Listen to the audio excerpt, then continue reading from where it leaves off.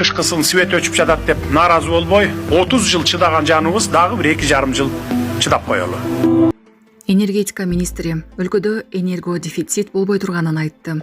Кыргызстанда энергодефицит болбойт, болгону үнөмдөгүлө деп жатабыз деп жазды энергетика министри Талайбек Ибраев соц тармактагы баракчасына. Ал мамлекет кышкысын жылдыгыдай эле кошуна өлкөлөрдөн 3 сомдон импорт алып келип, элге 1 сом 37 тыйындан берерин белгиледи. Ортодогу айырма кайра эле несиктин моюнуна карыз болуп үйүлүп жатат. Ошондуктан президентибиз импортту болушунча азайткыла, энергияны үнөмдөп колдонгула, эмдиги жылы калган 25 миллиард сом карыздан кутулгула деп тапшырма койгон. Эмдиги жылы карыздан толук кутулабыз, кирешиге чыга баштайбыз деп жазган министр.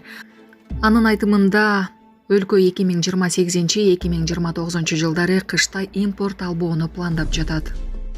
Кытайдын 16 жаранын хулиганчылык кылган үчүн кече жакында камап салдык. Аны баарыңар көрдүңөр. Анан аларды куткара алмакчы болуп Кытайдын тышкы иштер министри келди. Биздин бийликке келди. Бирок анысы деле бесполезно болуп калды. Анткени ал кытайлар январдын ортосуна чейин камакта калышты. Демек, силердин көпчүлүгүңөр ойлогондой азыркы заманда мурунку жашоо жок азыр. Сырттан келип басым кысым жасай берсе эле бийлик коруп кетип, тартипсиздерди, мыйзам бузгандарды кое берет деген заман жок азыр ужечи. Ошол Кытай тышкы иштер министринин визити ийгиликсиз болуп калды алар үчүн. Ал эми Кытайдын жарандары болсо камакта калды. Бул бизде мыйзам биринчи орунда туруп, тартип күчтүү, мыйзам күчтүү экенинин далили. Экинчиден эсиңердеби? Жакын арада деле, чукуларда деле Россиянын кээ бир атуулдары биздин мыйзамдарды бузуп камакка алынышкан тоже. Анан Россиянын элчиси, ГКМБ башчысы Ташиевке жүгүрүп келип, ошондой суранды эле, анысы деле бесполезно болуп калган. Бесполезно болуп калды. Ал Россия атуулдары дагы эле камакта отурат. Жакында мыйзам алдында жооп беришет.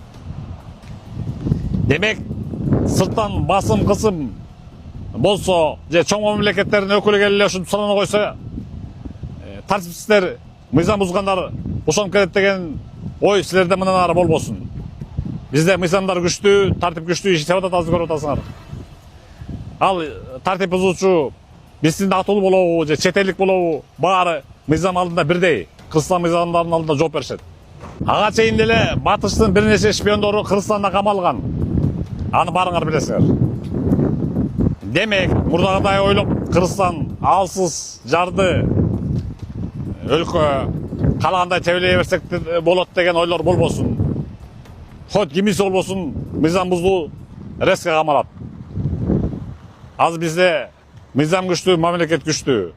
Мына президент Садыр Жапаров коопсуздук маселесинде да, миграция маселесинде дагы мындан ары бекем тартип болот деп айтты.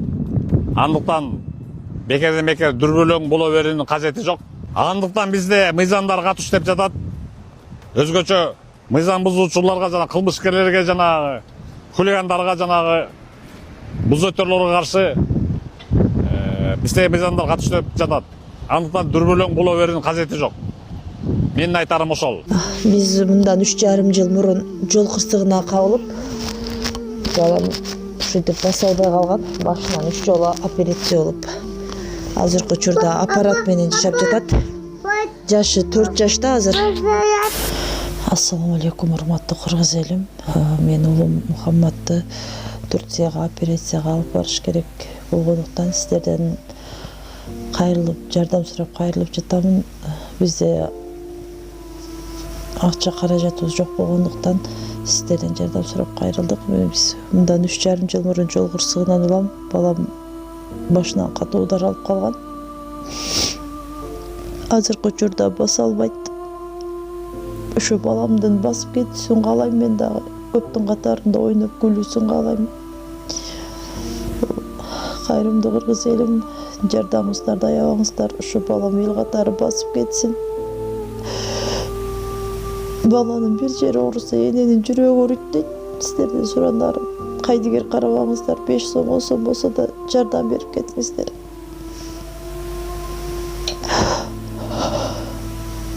Азыркы учурда балам 4 жашта, өз алдынча баса албайт. Ушу токко жатат. Буга чейин 3 жолу операция болгон. Мындан алдын дагы сиздерден жардам сурап кайрылганбыз. Баарыңыздардан Аллах таалам ыраазы болсун. Ушу сиздердин жардамыңыздар менен азыр балам кичине аракеттенип жашап жатат ушул жарык дүйнөдө. Азыр башында аппарат менен.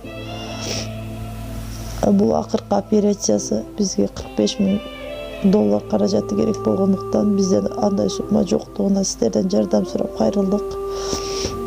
Жардамыңыздарды аябаңыздар. Аллах таалам ыраазы болсун баарыңыздардан.